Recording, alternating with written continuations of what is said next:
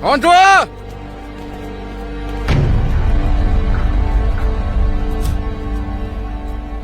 Belah. Ini tempat kau sekarang.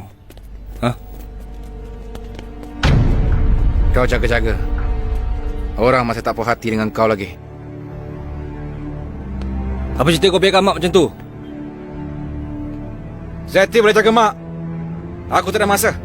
Kau ingat aku kat alam aku nak dengar cerita pasal kau ke? Ha? Apa yang kau buat sibuk sangat tak ada jaga mak?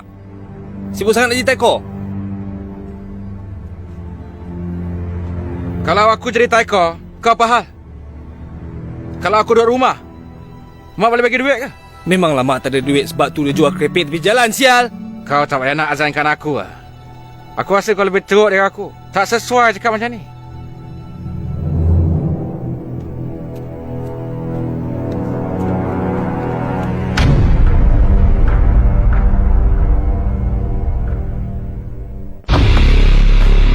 Sekarang macam mana, Syak? Gua rasa Dragon tak akan lepaskan tempat tu ni. Jadi macam mana? Kita mau langgar kah? Man, bukan senang kita mau pancung itu Dragon. Payung dia besar tau. Tapi tak apa. Gua tahu macam mana mau ajar dia. Sekarang gua mau lu orang cari Jai. Itu orang kuat Dragon. Itu budak saja boleh settle ini hal. Lu mau tu Jai ke? Syak, bukan senang nak dapat itu budak tau. Itu budak gila tau. Suruh pada punya abang. Berapa ramai kita main budak dia suruh kasih tombang. Itu sebab gua mau dia.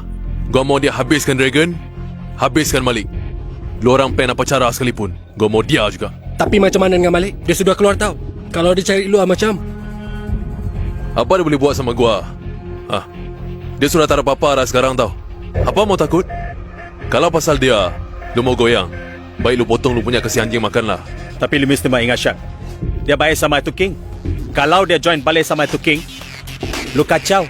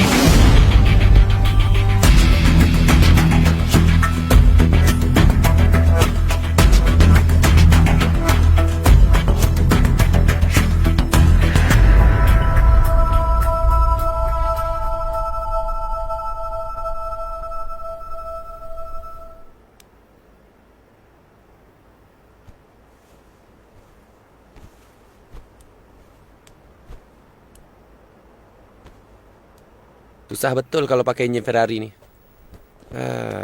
Baru tu kah buat hal lagi ni. Apa hal kita kau? Ni fuse ni aku baru je tukar. Aduh, buat hal lagi. Kau apa plan lepas ni? Plan aku cari kerja, cari duit. Cari kerja, cari duit. Gua pun dah 2 bulan merempat, bro. Apatah lagi macam lu ni. Status macam lu.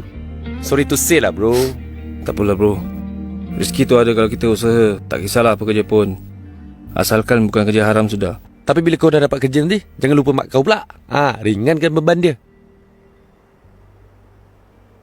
Bro, Hmm. kau tahu mana nak cari Zati tak?